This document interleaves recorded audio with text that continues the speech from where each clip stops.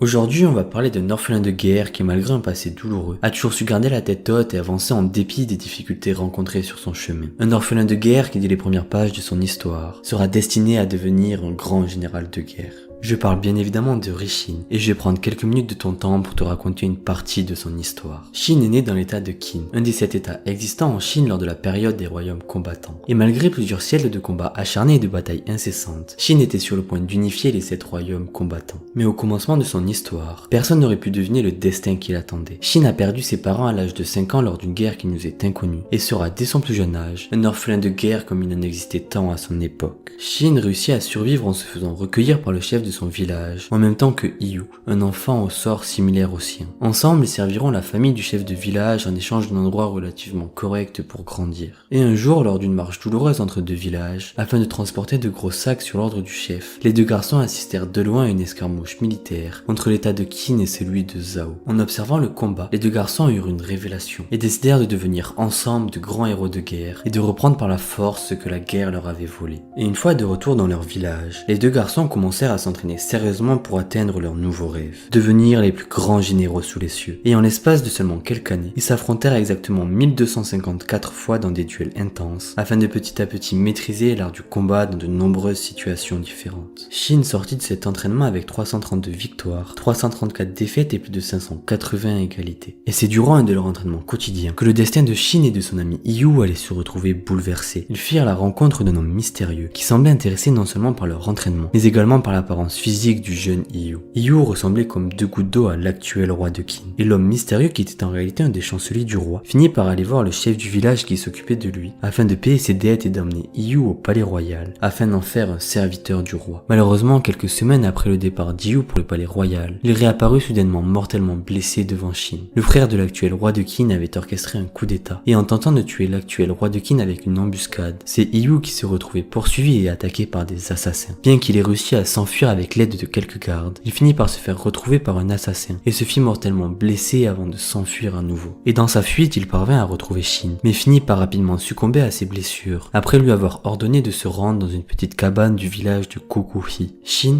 enragé par la mort de son meilleur ami, partit à toute vitesse en direction de la cabane mentionnée par Hiyu. Et en y rentrant, il fit la rencontre d'un jeune homme qui ressemblait étrangement à son ami décédé. L'actuel roi de Qin était face à lui. Mais Sei, le roi de Qin, était toujours poursuivi par des assassins, et leur rencontre fut vite interrompue par l'un d'entre eux. Et en même temps, un enfant habillé étrangement apparut soudainement, afin de les aider à s'enfuir en les dirigeant vers une issue de secours. Shin, Sei et Ten, l'enfant mystérieux, finirent par réussir à s'enfuir, et arrivèrent à un lieu de rendez-vous fixé entre le roi et ses partisans. Les troupes du roi n'étant pas